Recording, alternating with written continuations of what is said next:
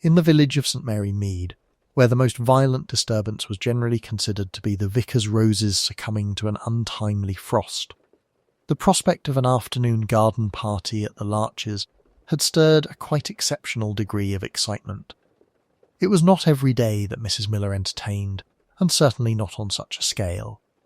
The Larches itself, a square, rather prim house on the edge of the village, had belonged to the late Colonel Miller, and his widow had never quite lost the air of one who had married above her natural station.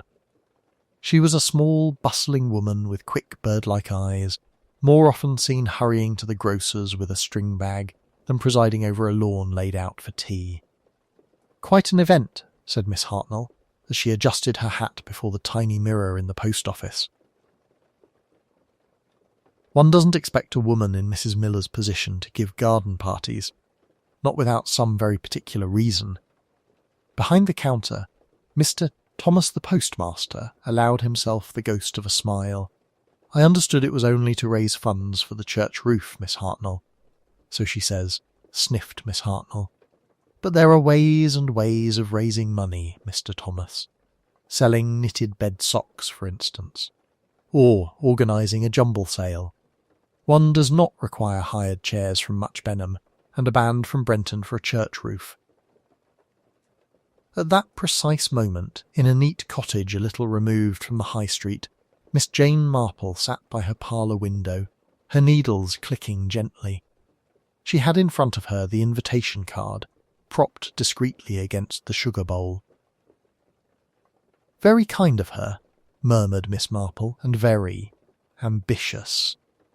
Her mild blue eyes travelled beyond the card, past the strip of front garden where pinks and lavender made a modest show, to the lane leading up towards the Larches. A hired van had just turned in at the gates, laden with folding chairs. Another, earlier, had brought a positively reckless number of iced cakes. "Ambition," said Miss Marple softly to herself, "is a very interesting quality in a widow of limited means." By 3 o'clock, the lawns of the Larches were dotted with small tables, each adorned with a vase of sweet peas. Villagers arrived in their Sunday best, exclaiming over the neatness of the borders and the quantity of food. There was lemonade for the children, weak claret cup for the more daring of the ladies, and a resolute, rather military tea arranged by Mrs. Miller's maid, a taciturn girl from the north. Mrs. Miller herself moved from group to group, her knitting bag, a large and much-used object of mottled brown wool, hanging from her arm as though it were an extension of herself. It seemed an odd accompaniment to a garden party, but she refused to be parted from it. She explained more than once, though no one had asked, that she always liked to have her knitting to hand in case there should be a quiet moment. "There won't be many of those today," said the vicar cheerfully, accepting a second slice of seed cake. "You've done wonders, Mrs. Miller." "Quite wonders." But though he spoke lightly, he, like others, was aware of something strained in their hostess's smile. Her hand trembled once as she poured tea. She covered it with a laugh that came a trifle too quickly. Miss Marple, seated a little apart with Mrs. Price Ridley and the vicar's wife, observed all this, while appearing to concentrate on the evenness of her knitting. She listened to the comfortable babble around her, the speculation about the church roof fund, the whisper that the miller's money had not been what it was, the mention, more than once, of Mr. Geoffrey Denham, the solicitor from Brenton, who, it seemed, had lately been seen calling at the Larches. "You know how it is with widows, Miss Marple," Mrs. Price Ridley said, in a tone that suggested intimate knowledge of the subject despite her never having married. "Some of them cannot endure loneliness." Miss Marple made a small, non-committal sound. Her eyes had moved from Mrs. Miller's anxious face to the worn knitting bag, sagging heavily against the side of the chair, where its owner had just set it down. It was a pity, she thought, in an abstract, almost impersonal way, that such efforts at gaiety should so often presage something quite different. One saw it at fests, bazaars, even wedding receptions. Human nature, when forced into festivity, had a disconcerting habit of allowing suppressed tensions to surface. The band from Brenton had just struck up a slightly ragged rendition of Greensleeves when the first scream cut through the afternoon air.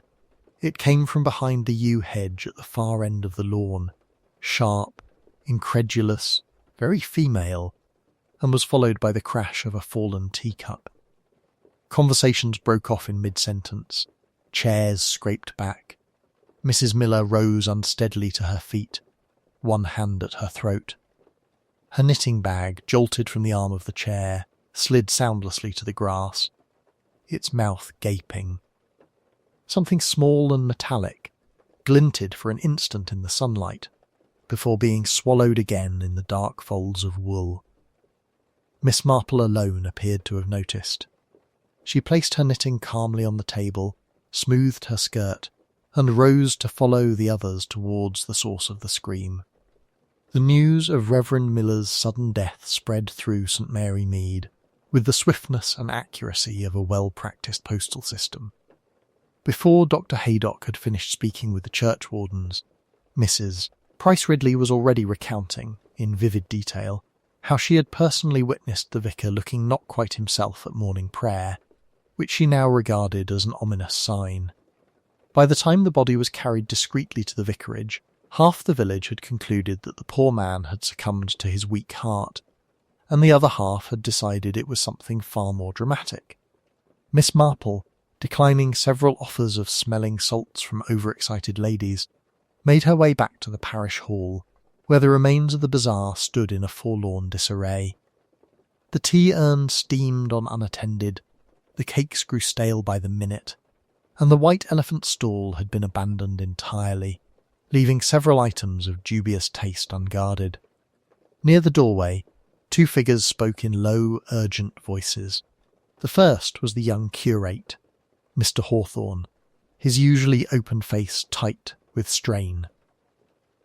Opposite him stood Mrs. Miller, still clutching her tapestry bag, which she had hastily gathered from the vestry floor. Her fingers were clamped so tightly around the handles that her knuckles were white. "I told him to rest," Mr. Hawthorne was saying. "I said the accounts could wait another day. But he insisted, Mrs. Miller. He said, 'The Lord's work will not be improved by procrastination.'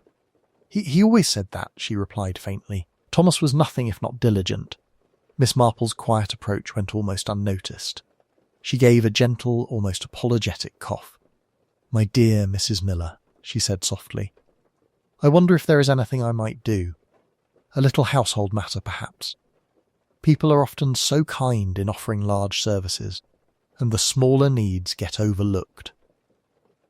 Lydia Miller turned towards her, eyes wide and unfocused. For a moment she looked as if she did not recognise Miss Marple at all. Then, with a visible effort, she arranged her features into something resembling composure. "You are very kind, Miss Marple," she managed. I don't know. There will be so much to see to. The bishop must be informed, and the undertaker," and her gaze dropped involuntarily to the bag on her arm. "I really don't know where to begin." "Begin," said Miss Marple, "with a cup of tea. It is surprisingly effective in all emergencies. I shall make it for you myself." That, at least, was uncontroversial advice, and it allowed Miss Marple to observe a few small things while she bustled about the tea-table with the air of a slightly flurried but determined old lady. She noticed, for instance, that Mrs. Miller did not set her bag down even when accepting a cup, nor did she respond when Mrs. Bantry, all kindness and curiosity, touched her arm and murmured condolences. Her attention seemed fixed inward, as though she were listening for some dreadful sound only she could hear. When Inspector Slack arrived, stout, brusque, and faintly resentful of being summoned to what he assumed was a natural death, he found the parish hall a hive of hushed agitation. He took statements briskly, scribbling in a notebook and brushing aside attempts at speculation. "Hart," he said at last, to Dr. Haydock. "Hasn't he been under your care for that?" "Yes," said the doctor slowly. but I'd like to be sure. There are odd elements. Slack's eyes narrowed. Odd? The pills, for one thing, Haydock replied. And his colour. I should like a post-mortem. I insist on it. In fact, a ripple of excitement passed through those within earshot. Poison, someone whispered. Miss Hartnell began to look as though the day had finally lived up to her expectations. In the midst of it all, Miss Marple sipped her tea thoughtfully and remembered a maid in Little Hampton who had once hidden something very unpleasant in a sewing basket. Human nature, she reflected, had a regrettable tendency to repeat itself, though seldom in quite the same pattern. She glanced again at Mrs. Miller's tightly guarded knitting bag and wondered, very quietly, what pattern might be forming now. The ladies, who had been nodding eagerly at one another's theories, shifted uneasily at Miss Marple's gentle remark. Mrs. Bantry, who possessed both imagination and a certain loyalty to her friends, bristled slightly. "My dear Jane, Lydia is in shock," she protested. "People do the oddest things when overcome by grief. Why, when Arthur's brother died, I spent 10 minutes straightening the parlour cushions." Miss Marple smiled faintly. "Quite true, Dolly. It is precisely those odd things people do that are so very revealing." Inspector Slack emerged from the vestry, his expression a mixture of importance and irritation. "Right, everyone," he called out, clapping his hands once for attention. "The Reverend's death is now being treated as suspicious. You'll all be required to give statements. No one is to leave the premises until I say so." A collective murmur of outrage and excitement passed through the hall. Mrs. Price Ridley immediately arranged her face into what she believed to be a look of dignified concern. "Really, Inspector," she protested, "to detain the entire parish like common criminals?" "We're not detaining you, madam," Slack cut in, "merely asking for your cooperation. Now, if I could have Miss Marple, Mrs. Bantry, Mrs. Miller, Mr. Hawthorne, and Dr. Haydock in the smaller meeting room one by one, that will do for a start." Miss Marple obediently followed when her name was called, her knitting tucked placidly under her arm. The meeting room smelled of furniture polish and stale biscuits, an oddly comforting contrast to the tension outside. Slack settled himself behind a table with a notebook, while Constable Palk stood awkwardly by the door. "Now then, Miss Marple," Slack began, with the air of a man humouring a harmless old lady, "you were present in the vestry when the body was discovered, yes?" "Indeed I was," Miss Marple replied, folding her hands neatly in her lap. "I was just behind Dr. Haydock when he entered." "You didn't touch anything?" "Oh no. At my age one is rather careful about what one bends down to pick up, though I could not help noticing that Mrs. Miller's knitting bag appeared to have been dropped in some haste." Slack's pencil paused. "You noticed that, did you? It was most striking. Lydia is such a careful woman. I have seen her take 5 minutes to pack her knitting away properly, even when the church bell is already ringing." Miss Marple's tone was mild, almost dreamy. To see it spilt across the floor like that suggested something quite out of the ordinary. Slack grunted, half in acknowledgement, half in scepticism. "You noticed anything else?" "There was the Reverend's tea, of course," Miss Marple continued. "Still warm, I should say, from the steam on the cup. And the little plate of biscuits, ginger nuts, if I am not mistaken. He was very fond of those.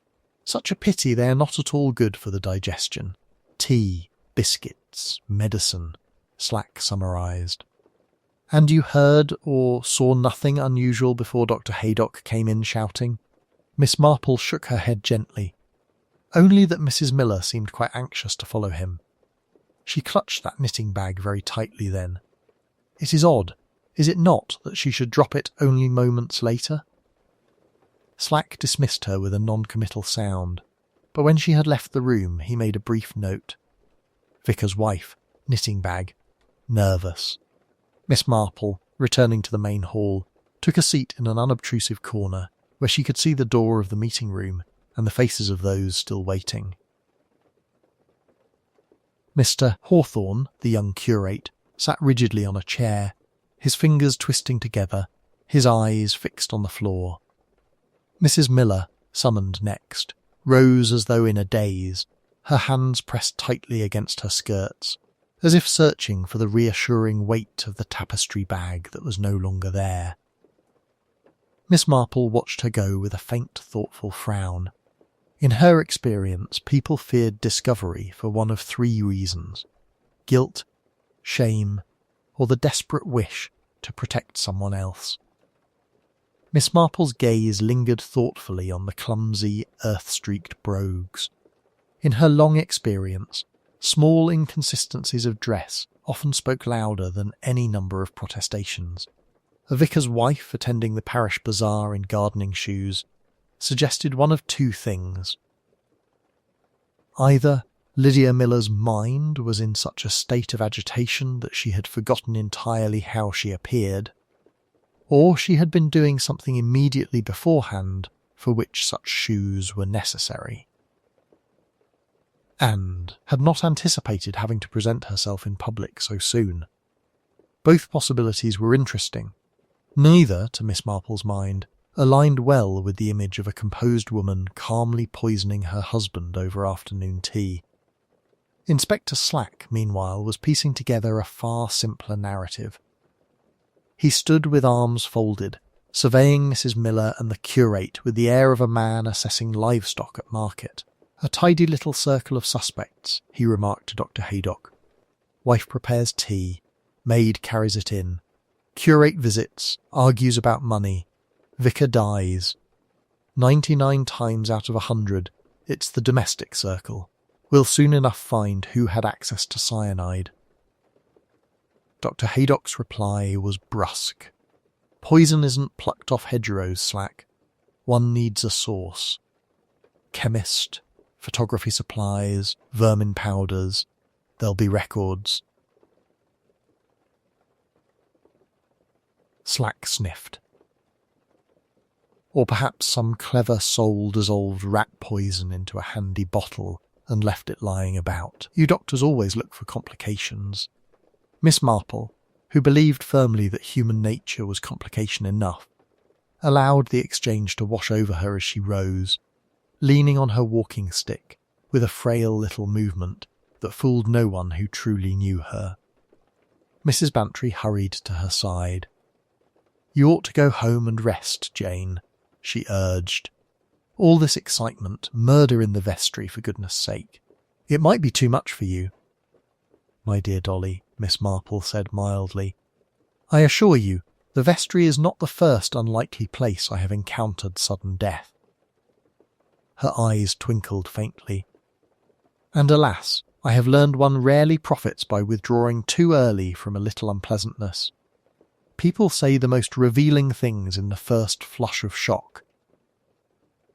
Her prediction proved immediately true. As they passed the refreshment table, they overheard Elsie Brent sobbing in broken gasps, while confiding in a sympathetic Mrs. Bantry's maid, Florence, who had come to assist with the bazaar. "I didn't mean nothing wrong," Elsie was saying, dabbing her reddened eyes with a crumpled handkerchief. "I only rinsed out the cup like she asked." Said the Reverend's digestion was delicate. That old tea left a taste. How was I to know? How was I to know there'd be talk of poison? "Who asked you to rinse it, dear?" Miss Marple inquired gently, appearing at her elbow as though by accident. Her tone was so mild that Elsie, startled, answered before realising she was speaking to anyone of consequence. "Mrs. Miller, ma'am. Just before dinner yesterday. She had me bring the vestry tea things back to the scullery. Said she'd rather wash the saucer herself, but I was to rinse out the cup proper."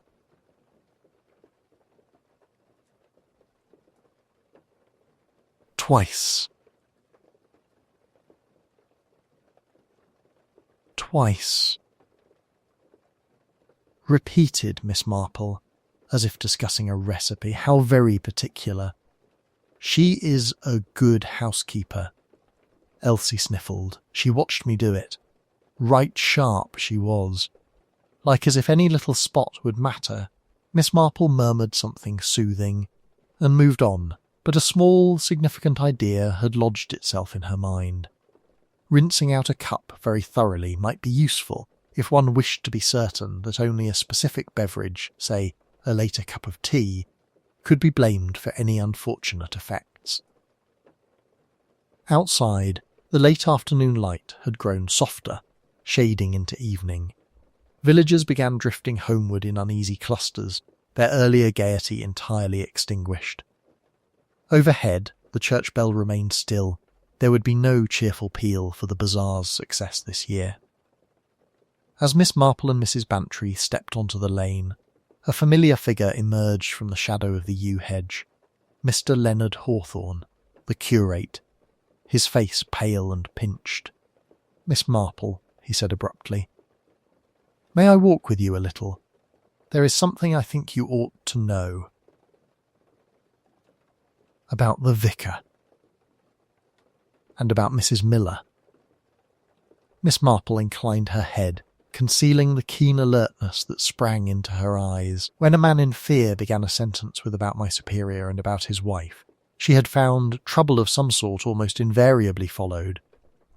They walked in silence at first, down the narrow path that led from the parish hall toward the lane. The evening air was cool, scented faintly with lilac and the earthy tang from the churchyard. Miss Marple walked with her neat, unobtrusive step, hands folded over her handbag, as though merely enjoying a gentle constitutional. Beside her, Leonard Hawthorne's strides were restless, his fingers worrying the edge of his cassock. "I'm afraid," he burst out suddenly, "that they will try to make a case against me."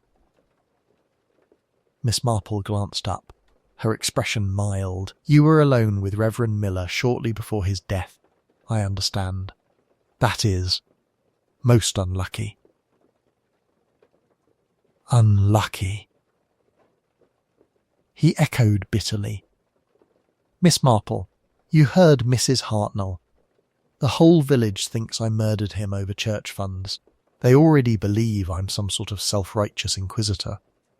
But I only ever wanted transparency. It was he who refused to explain." Refused? Miss Marple's tone was gentle, almost idle. Was that like him? Leonard hesitated. "No, that is precisely what troubled me. He had always been straightforward. But the last few months he grew secretive. Withdrawn. When I pressed him earlier this week about the missing £500, he said only that it was in God's hands, and that I must trust his judgment. Today he seemed exhausted and frightened." They turned past the low wall that bordered the vicarage garden. Miss Marple paused, looking thoughtfully at the neat beds and the ordered rows of cabbages, then back toward the shadowed bulk of the church. "And Mrs. Miller?" she asked softly. Leonard swallowed. "She worshipped him, or at least she used to. Lately there have been quarrels. I overheard them twice in the study. I never meant to listen, of course, but the walls in the vicarage are thin." "Quarrels about money?" Miss Marple suggested. "Partly. She was distressed about the funds, yes, but I gathered there was more. Something about a promise he had broken." He frowned, trying to recall. She said, "You can't leave it like this, Thomas. It's wrong. I can't bear it on my conscience." And he said, "We have no choice now, Lydia." Said Miss Marple thoughtfully. "Conscience is a very awkward thing. It does have a habit of making itself heard at inconvenient times." He stopped suddenly, turning to face her. "Miss Marple, there's something else. This morning I went to the vestry early to look for a misplaced hymnal. I found Mrs. Miller there, alone. She was standing by the old door at the back, the one that opens onto the clay path. She jumped when she saw me and said she had been arranging flowers. But there weren't any flowers, only her knitting bag on the table." Miss Marple's eyes sharpened at that. "Her knitting bag?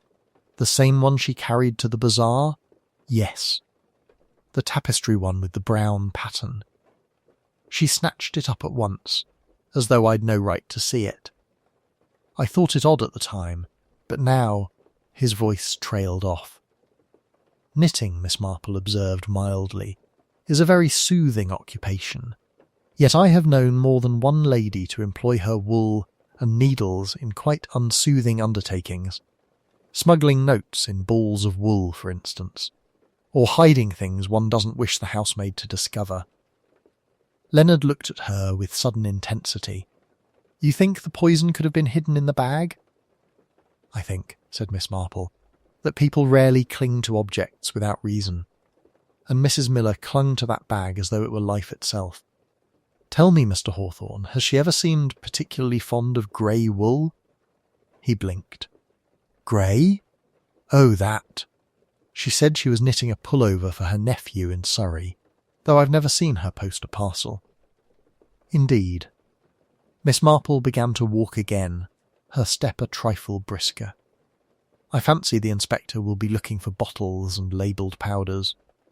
But human beings, Mr. Hawthorne, are much more ingenious, and far less tidy. Behind them, the church bell tolled the hour, solemn and heavy. Miss Marple listened, counting each stroke, timings, movements, shoes with clay, a rinsed teacup, a grey ball of wool. It was, she reflected, beginning to form a pattern. Not yet a clear one, but the kind of pattern a patient knitter might recognise, long before the garment was finished. The next morning found St. Mary Mead wearing its most deceptive face of normality. The sun shone politely, the milk was delivered, and the postman's bicycle squeaked along the lane with its usual protesting rhythm. Yet behind lace curtains and half-open doors, the village hummed with barely contained excitement. Miss Marple, seated near her front window with her knitting, did not pretend otherwise. The murder of a vicar, and by poison no less, was not the sort of thing that could be relegated to the category of unfortunate incident. It was, she reflected, the sort of thing that revealed people, showed them as they truly were beneath the polite veneer. Her meditations were interrupted by the arrival of Mrs. Bantry, who burst into the sitting-room without waiting to be properly announced, her hat askew and her eyes gleaming with news. Jane, I've just come from the High Street. Inspector Slack has been to the chemist's. He wanted to know precisely who'd purchased any kind of cyanide in the last 6 months.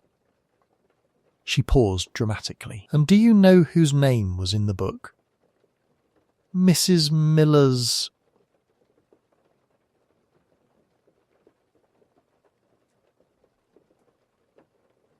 Miss Marple's needles paused in mid-click. Indeed?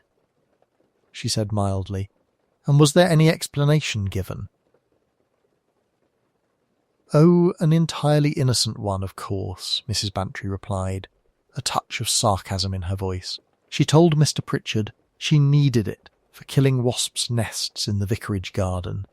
Apparently she was quite annoyed that the inspector dared question her motives. Miss Marple's eyes drifted to the small square of garden visible beyond the window. Wasps can be very troublesome, she said thoughtfully. Though, as I recall, Lydia Miller has never been particularly fond of dealing with such messy matters. I should have thought she would have sent for old Tom. Slack says it's open and shut, Mrs. Bantry continued. Wife discovers husband's misdeeds, buys poison, slips it into his tea. The missing £500, the visits to Mrs. Fortescue. It all fits rather too neatly, if you ask me. But you know what men are like once they settle on a theory. Yes, Miss Marple murmured. They do dislike unpicking their own knitting. Her gaze had turned inward now, recalling every detail. The overturned pill bottle, the untouched tea while Mr. Hawthorne was present, Mrs. Miller's frantic attempt to reclaim her knitting bag, the strangely tight winding of that grey wool. It reminded her obscurely of a case in Much Benham, where a young man had hidden banknotes inside the hollow of a candle, relying on others to see only the wax. "Has anyone spoken with Mrs. Fortescue?" Miss Marple asked. Inspector Slack has, and came away very impressed by her grief and her motor car. Mrs. Bantry sniffed. He says she'd no reason to harm the vicar, and no access to poison. She claims Reverend Miller was merely helping her with some private financial matters, which of course everyone now interprets in the most scandalous way possible. Miss Marple smiled faintly.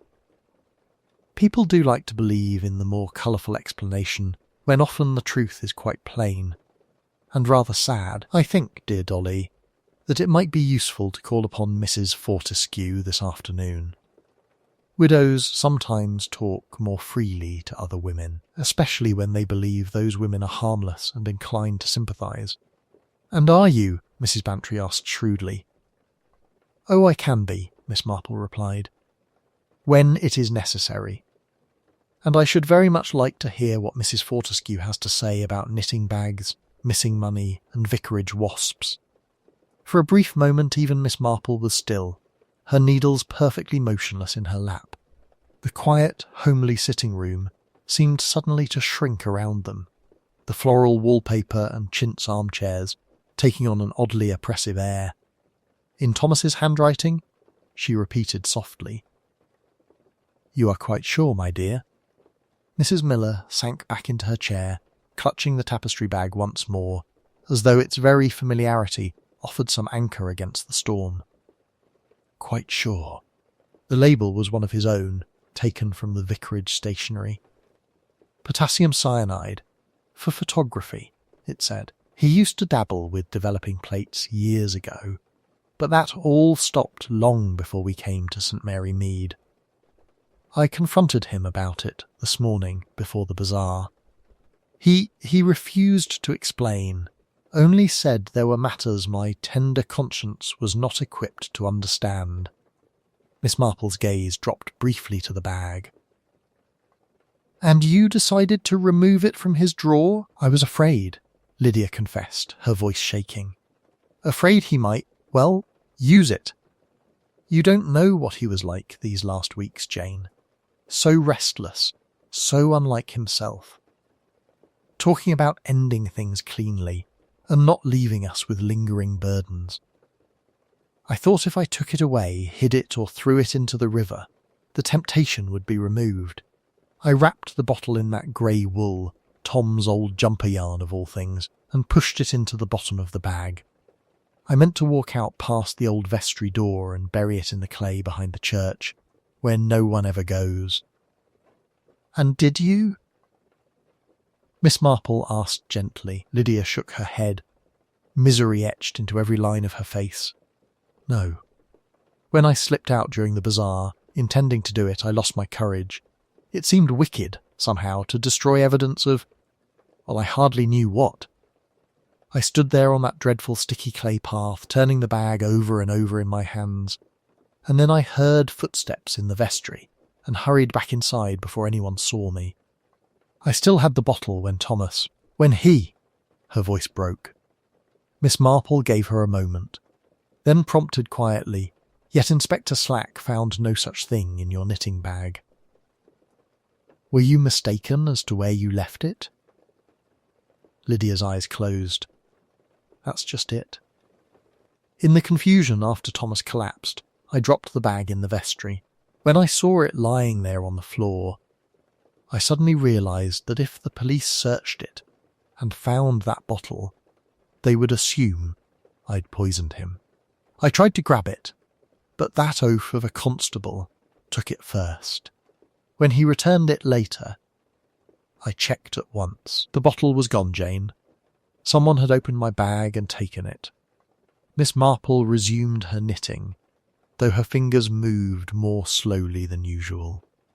"So," she murmured, "we have a bottle of cyanide, prepared and labelled in advance by a dying man who was secretly supporting a half-sister with church funds. A wife who attempts to remove the poison and loses it. A curate who knows just enough to be dangerous, and a village all too keen to believe the worst of a vicar's wife." Lydia looked up, anguish warring with a flicker of hope. Do you believe me, Jane? Do you believe that I didn't kill Thomas? My dear, Miss Marple said, and there was a rare steel beneath the gentleness of her tone. I believe that you did not put cyanide in his tea. But I also believe that someone took that little bottle from your knitting bag and used it, very cleverly indeed. And that someone is counting, at this very moment, on your silence about having ever seen it. As if on cue, the front bell pealed sharply, once, then again more insistently. Lydia flinched. Elsie's hurried footsteps sounded in the passage. Miss Marple laid her knitting aside. I think, Lydia, she said quietly, that we must see very precisely who has come calling at the vicarage tonight. Miss Marple stepped out into the night with her usual unhurried tread, though her mind was moving at quite a different pace. The bottle of cyanide, removed from a dying man's drawer by a panicked wife, wrapped in grey wool and hidden in a knitting bag, then stolen in the confusion preceding his death. There was an ugly ingenuity about it that did not sit well with the simpler notions of jealousy or despair. The moon had risen, turning the church spire into a pale spear against the sky. Light still glowed in the vestry windows. Inspector Slack, she knew, was not a man to miss the chance of a late-night interrogation. Deciding that a carefully timed appearance of harmless curiosity might be useful, she made her way back toward the church, pausing only briefly to admire old Tom's chrysanthemums, as any respectable village spinster might. She found Slack in the vestry, scowling over a spread of items laid out on the vicar's desk: the overturned medicine bottle, Thomas Miller's prayer book, a half-finished sermon, and a carefully labelled envelope containing residue scraped from the teacup. Constable Palk hovered nearby, looking both weary and self-important. Slack looked up with a grimace. "Evening, Miss Marple. I suppose you've come to tell me you think poor Mrs. Miller couldn't possibly have done it because she's good with her flower arrangements." Miss Marple smiled mildly.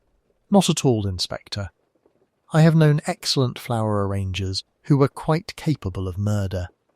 But I did wonder, since we are all so happily speculating, whether you had found anything in Mrs. Miller's knitting bag that might interest your scientific friends." "It's been searched twice," Slack said shortly. "Wool, needles, a half-finished sock. Nothing that screams poison." "Ah," Miss Marple murmured, as though vaguely disappointed. "So the bottle was taken before your constable gathered the scattered contents. That does simplify matters in one way and complicate them in another." Slack's head jerked up. "What bottle?" "Why, the one of cyanide that Reverend Miller kept hidden in his desk drawer," Miss Marple replied, her tone blithely innocent. "Lydia found it this morning. She was very foolish, of course. It is almost always foolish to interfere with such matters, but entirely understandable, given the circumstances." Slack swore, rather colourfully, then turned on Constable Palk. "You searched the desk, man." "Only after, sir," Palk stammered. "After the doctor said it was poison. Drawers was mostly empty by then. Just papers and old sermons." Miss Marple said, taking up the vicar's prayer book and turning it thoughtfully in her hands. "So someone had opportunity to remove the bottle twice. First from Mrs. Miller's knitting bag, then from the vestry desk. Very industrious." Slack glowered. "You're suggesting someone pinched a bottle of poison in order to make murder look like suicide?" "I am suggesting," Miss Marple replied gently, "that someone saw a very convenient explanation ready-made, and improved upon it." Before Slack could respond, the vestry door burst open and Elsie Brent stumbled in, white-faced and breathless. "Inspector, you must come at once. It's Mrs. Fortescue, she's at the vicarage. Mrs. Miller just had a terrible row with her, and now Mrs. Fortescue's fainted or worse. Dr. Haydock says it might be poison again." For a heartbeat, the little room went absolutely still. Then Slack snatched up his hat and bolted for the door, Palk at his heels. Miss Marple followed more slowly, a small, almost imperceptible nod confirming what her mind had already deduced. The pattern of the first crime was repeating itself, with just enough difference to betray the hand that arranged it. Morning came pale and thin over St. Mary Mead, bringing with it that peculiar, almost guilty brightness that follows a night of tragedy. By 9 o'clock, the village was once again humming with quiet purpose, though conversations dropped to conspiratorial whispers whenever the vicarage or Mrs. Miller came into view. Miss Marple, however, began her day with unusual promptness.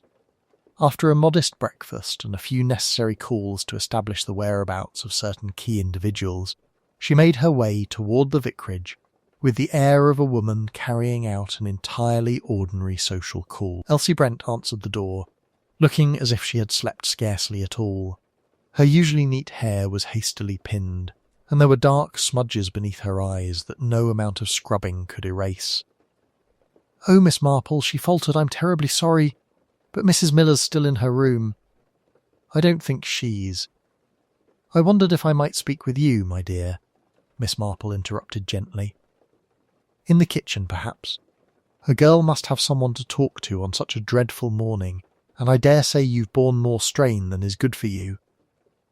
The kitchen, warm and smelling faintly of toast and carbolic, bore signs of Elsie's restless cleaning.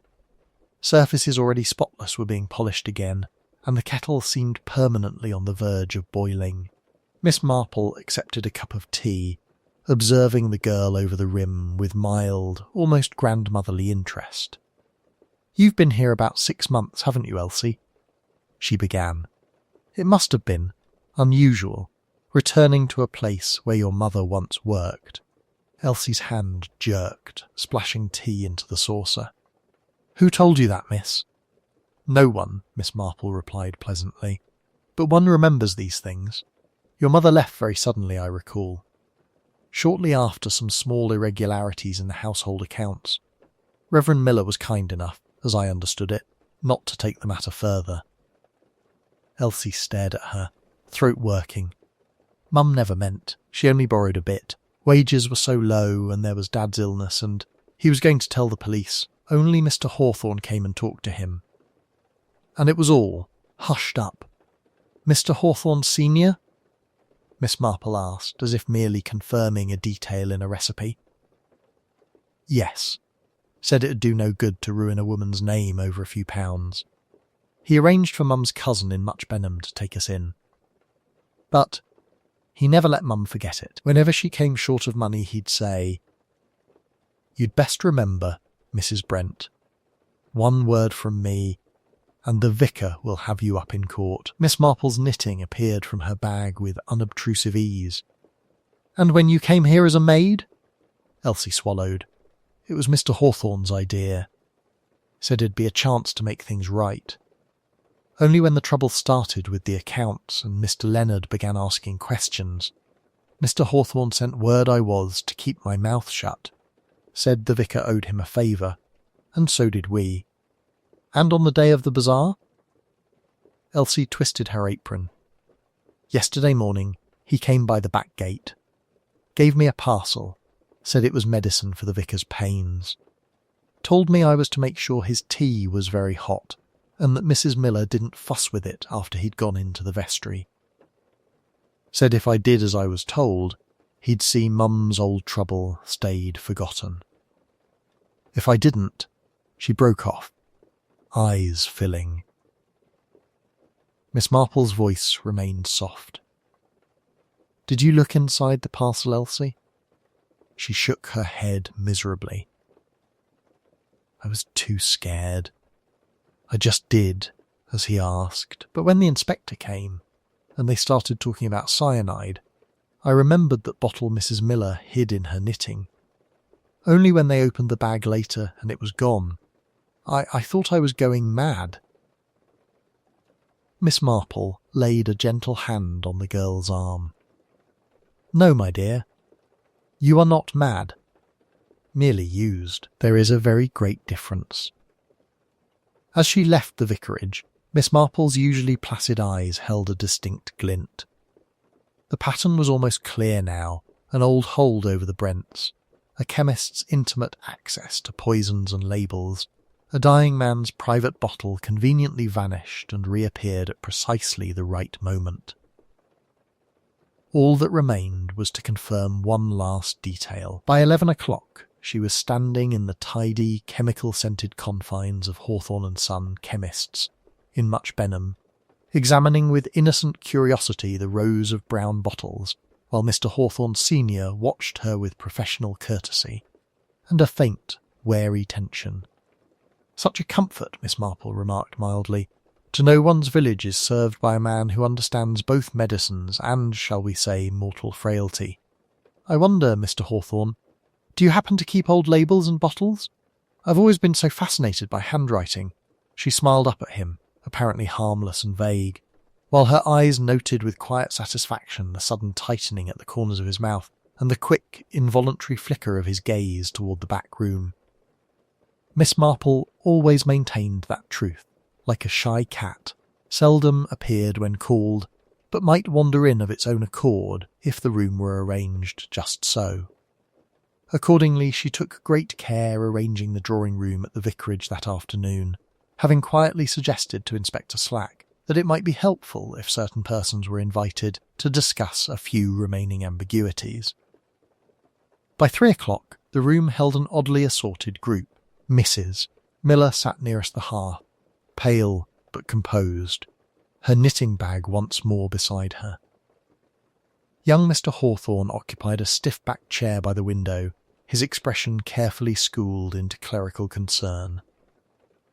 Elsie Brent hovered near the door, twisting her apron, while Dr. Haydock leaned against the mantel, eyes watchful.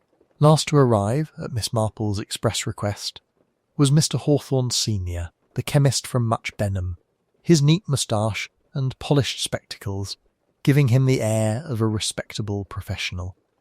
Inspector Slack, faintly irritated at being manoeuvred into what he regarded as a drawing-room performance, stood with his notebook at the ready. "Well, Miss Marple," he said, with a touch of condescension, "you asked for us all to be here. I trust you have something concrete and not just village gossip." Miss Marple folded her hands neatly over her knitting. "I believe," she said mildly, "that we now understand how Reverend Miller died, and more importantly, why certain persons wished his death to appear as either suicide or the act of a desperate woman." A ripple of tension passed through the room. Mr. Hawthorne Jr. shifted uneasily. His father's hand tightened minutely on his hat. "You see," Miss Marple continued, "we have 3 separate but related matters: the missing funds, the cyanide, and the heart tablets. The first concerned Thomas Miller's clandestine support of his half-sister, Mrs. Fortescue, a secret charity some might misinterpret as embezzlement. The second, a bottle of cyanide from his old photographic chemicals, which he kept as an escape from a painful and humiliating illness. Her gaze rested briefly on Mrs. Miller.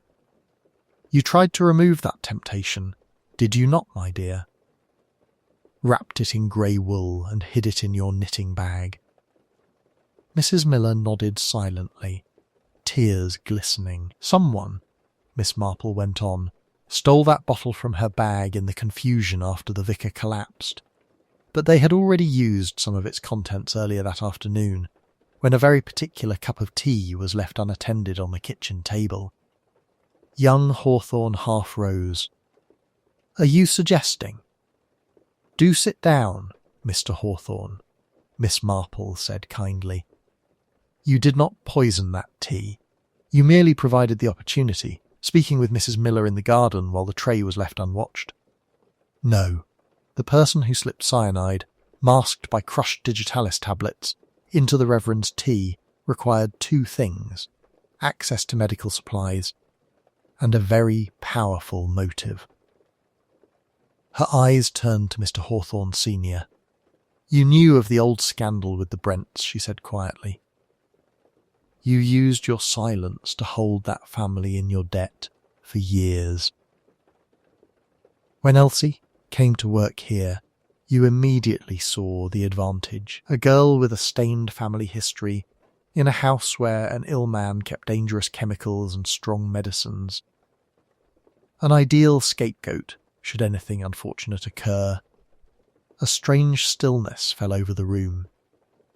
The elder Hawthorne's face had hardened into something unbecomingly cold.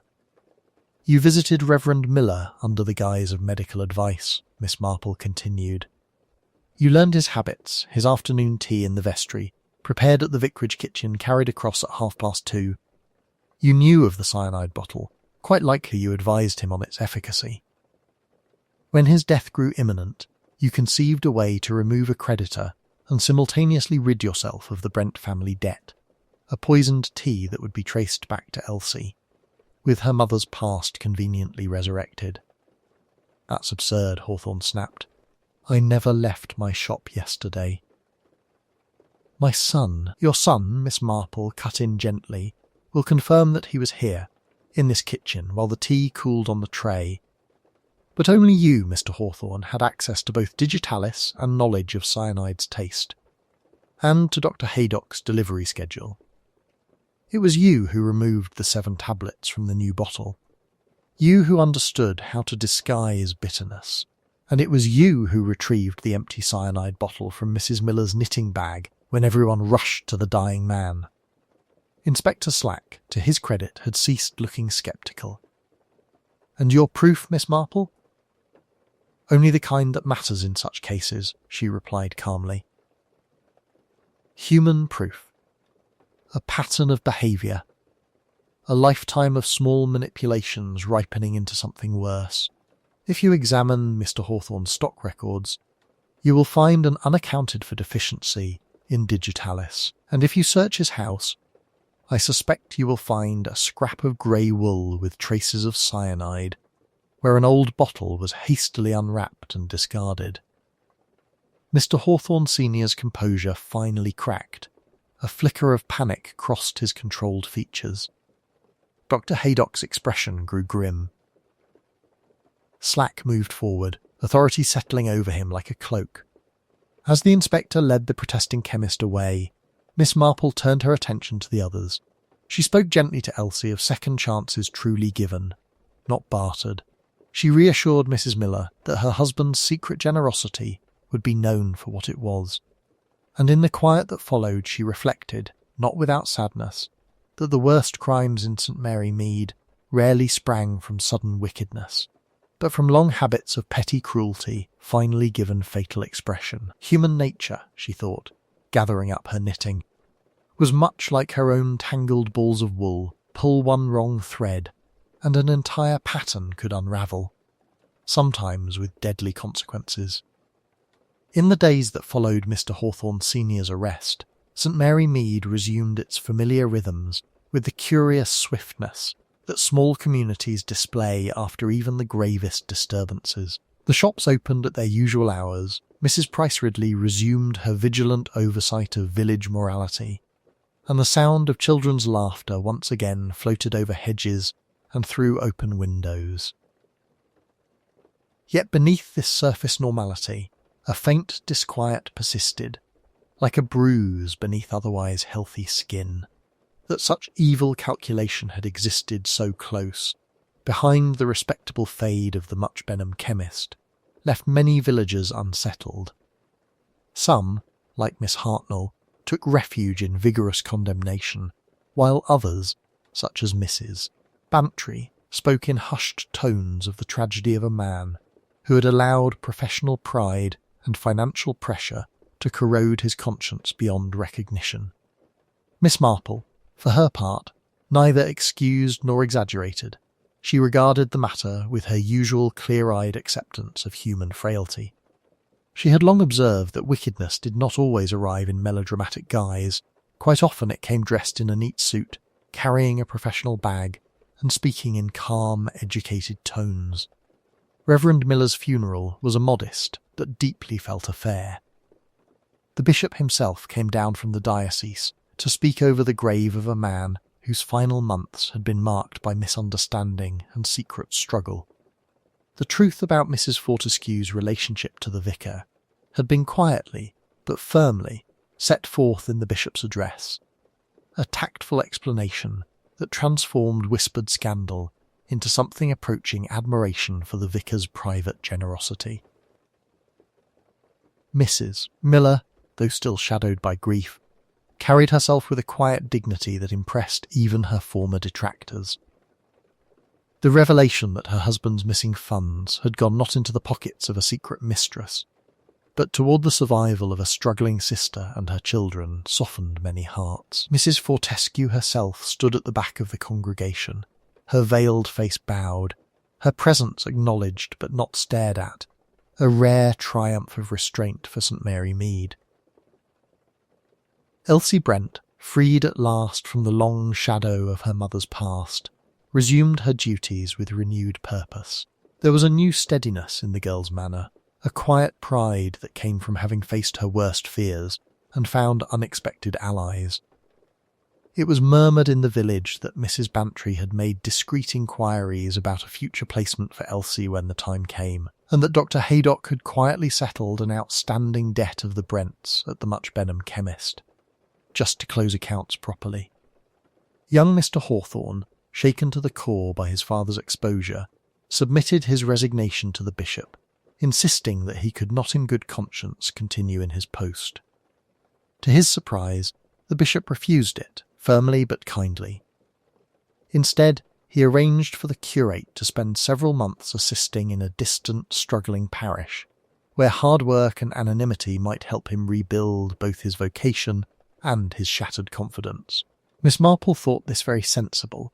She had always believed that genuine remorse, when accompanied by honest effort, could produce better things than any amount of abstract penance. One afternoon, some weeks later, Miss Marple sat in her rose garden, the sun warm on her shoulders, her needles clicking steadily over a length of cheerful yellow wool. Mrs. Bantry had dropped by for tea and, as was her custom, steered the conversation back to the recent case. "I still cannot fathom it, Jane," she declared, stirring her tea with unnecessary vigour. "To use that poor girl's family history, to engineer the whole scene just so suspicion would fall on her, it's almost diabolical." Miss Marple sighed softly, not so much in weariness as in recognition. "People who pride themselves on being clever, Dolly, often make the mistake of seeing others only as pieces on a chessboard. They imagine that fear and shame will always make a person move as predicted. But human beings are not so mechanical. A conscience here, a kindness there, and the whole pattern shifts in ways they cannot quite control." Mrs. Bantry regarded her with fond exasperation. "You make it sound almost like a matter of housekeeping." "Well," Miss Marple replied mildly, "a murder is rather like a badly kept house. You know, things pushed into wrong corners, dust swept under carpets, objects placed where they do not quite belong.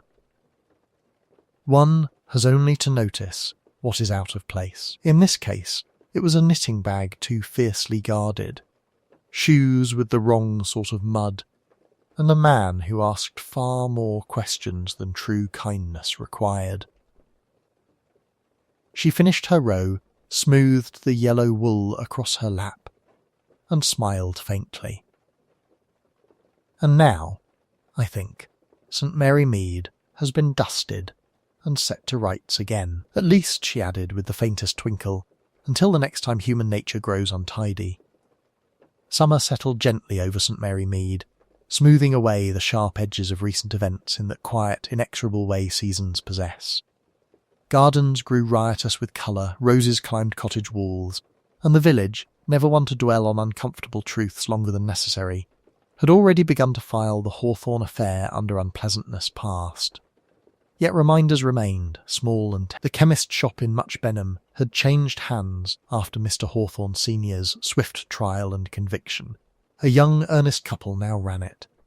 The windows newly cleaned, the interior brightened with fresh paint, and a display of children's tonics arranged like cheerful soldiers. People remarked that stepping inside no longer felt like walking into a confessional. At the vicarage, Life had rearranged itself with that curious resilience Miss Marple had observed so often in the English character. Mrs. Miller, after much persuasion from the bishop and congregation, had agreed to remain in the village, occupying the smaller Grace cottage rather than leaving altogether. Her face had lost its strained, hunted look. There was still sorrow there, but it had settled into something steadier, like a picture properly hung. She had taken to visiting Meadowbank Cottage every Thursday, bringing accounting ledgers and pots of jam, in equal measure. Between her practical mind and Margaret Fortescue's quiet determination, the little trust Reverend Miller had established began to grow respectably, helped along by several anonymous donations that Miss Marple, with some satisfaction, recognised as coming from households recently reminded of the true nature of charity. As for Elsie Brent, she became something of a favourite in the village, the story, softened and tidied by retelling, of her mother's mistake and the vicar's long-ago mercy, passed into local law as an example of Christian forgiveness properly practised. Mrs. Bantry, whose housemaid had married and moved to Bexhill, offered Elsie a position at Gossington Hall at higher wages, and without the constant reminder of tragedy hanging over every teacup. "You see, my dear," Miss Marple remarked one afternoon, watching Elsie leave the post office with her head held noticeably higher, "shame, when too long carried, can become a kind of chain. It takes either cruelty or kindness to break it. In this case we have had both, and I think kindness has won in the end." Young Mr. Hawthorne resumed his duties after a brief leave, returning to the pulpit with a sermon partly about forgiveness, partly about truth, and very much about the difference between inherited guilt and personal responsibility. Even Mrs. Price Ridley, who could find fault in the most saintly of individuals, pronounced it quite sound, under the circumstances. He called on Miss Marple not long after his return, no longer hollow-eyed, but with a gravity that sat better on him than his earlier, rather anxious earnestness. "I suppose," he said slowly, looking out at her neatly tended garden, "that faith is rather like your roses, Miss Marple. It needs cutting back when it grows in the wrong direction, or it might strangle what it was meant to adorn." Miss Marple smiled, her needles moving in their patient dance. "Oh, I don't know about strangling, dear, but I have noticed that left entirely to itself, even the best stock tends to grow wild in all the wrong places. A little pruning does no harm." She did not mention that his father's name was now spoken in the village only when necessary, and then in lowered voices. The sins of one Hawthorne had left a bitter mark, but the steadfast work of the younger might, in time, write a different story over the same name. As for the brown tapestry knitting bag, it now sat in a place of quiet honour beside Miss Marple's fireside chair, often holding nothing more dangerous than pale blue wool for a baby's cardigan. Visitors admired its workmanship, its neat pastoral scene, never guessing that once it had concealed both a suicide note and the shadow of a murder. Sometimes, on long peaceful evenings when the most pressing village concern was whether Mrs. Bantry's dahlias would take first prize, Miss Marple's gaze would rest thoughtfully on the bag. It reminded her that evil seldom entered with a flourish and a trumpet, but more often crept in quietly, wearing the respectable guise of helpful chemists, dutiful sons, and well-meaning arrangements. Yet it also reminded her that truth, however delayed, had a way of working itself free, like a snagged thread one might patiently tease back into order until the whole pattern lay smooth again.